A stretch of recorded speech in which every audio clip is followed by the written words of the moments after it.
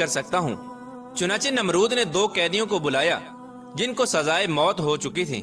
ان میں سے ایک قیدی کو نمرود نے آزاد کر دیا اور ایک کو پھانسی لگا دیا، اور اس طرح نمرود حضرت ابراہیم علیہ السلام سے کہنے لگا کہ دیکھو، ایک کو میں نے زندگی دے دی اور ایک کو میں نے موت دے دی۔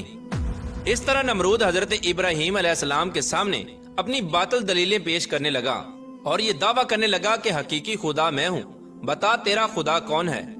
تو اس وقت حضرت ابراہیم علیہ السلام نے اس بدبخت نمرود کی عقل کے مطابق کہا کہ میرا رب وہ ہے جو سورج کو مشرق سے طلوع کرتا ہے اور مغرب میں غروب کرتا ہے۔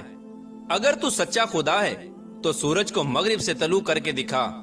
چنانچہ حضرت ابراہیم علیہ السلام کی یہ بات سن کر نمرود کا رنگ اڑ گیا اور وہ لاجواب ہو گیا، اور اس طرح نمرود پوری قوم کے آگے ذلیل اور رسوا ہو گیا۔ اس کے بعد بھی حضرت ابراہیم علیہ السلام نے نمرود کو کئی بار اللہ تبارک و تعالیٰ کی وحدانیت کی طرف بلایا، لیکن نمرود اپنی سرکشی سے باز نہ آیا اور اسی طرح اپنے کفر و شرک پر ڈٹا رہا۔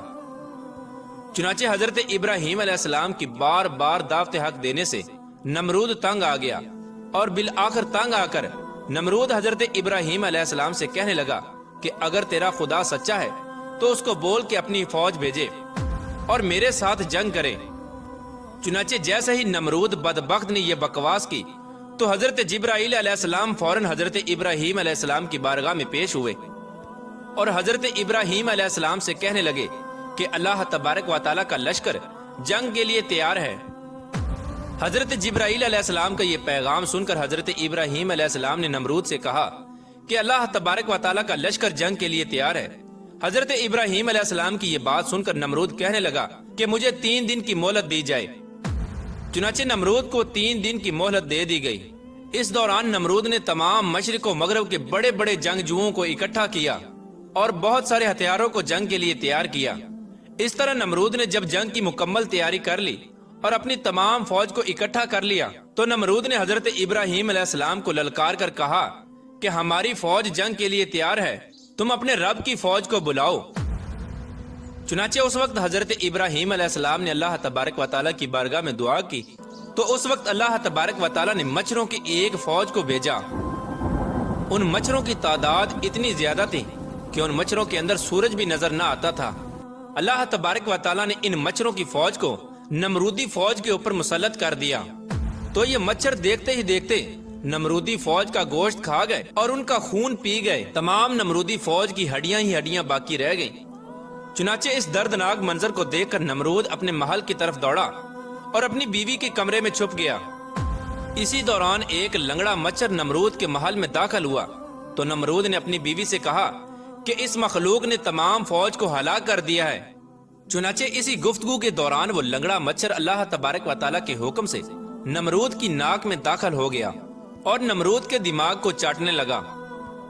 جب وہ مچھر نمرود کے دماغ کو چاٹتا تو اس سے نمرود کو اتنی تکلیف ہوتی کہ نمرود اپنے سر کو دیواروں پر مارتا۔ اس طرح اللہ تبارک و تعالیٰ کے حکم سے وہ لنگڑا مچھر نمرود کے دماغ میں کئی دنوں تک رہا۔ نمرود نے اپنے محل میں یہ حکم جاری کر دیا کہ جو بھی محل میں داخل ہو وہ نمرود کے سر پر جوتے مارے۔ جوتے مارنے کے بعد نمرود کو تھوڑی دیر کے لیے آرام محسوس ہوتا، لیکن کچھ دیر کے بعد ویسے ہی تکلیف محسوس ہونا شروع ہو جاتی۔ اس طرح اللہ تبارک و تعالیٰ نے ایک حقیر اور لنگڑے مچھر سے نمرود کو سزا دی۔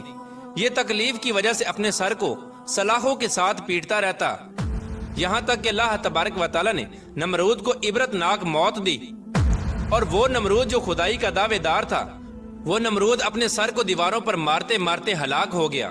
اس قدر دردناک موت دے کر اللہ تبارک و تعالیٰ نے نمرود کو رہتی دنیا کے لیے عبرت کا نشان بنایا۔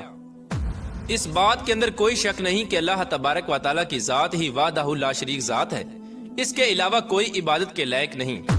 پیارا دوستو، جب بھی کوئی اللہ تبارک و تعالیٰ کی ذات کو للکارتا ہے تو اللہ تبارک و تعالیٰ کسی حقیر مخلوق کے ذریعے اس کو عبرت کا نشان بناتا ہے اور اس کو ہلاک کر دیتا ہے۔ اللہ تبارک و تعالیٰ سے دعا ہے کہ اللہ تبارک و تعالیٰ اپنی بارگاہ میں عاجزی اور انکساری کے ساتھ رہنے کی توفیق عطا فرمائے، اور اللہ تبارک و تعالیٰ اپنے پیارے حبیب حضرت محمد مصطفیٰ صلی اللہ تعالیٰ علیہ وآلہ وسلم کی محبت کے اندر جینا مرنا نصیب فرمائے۔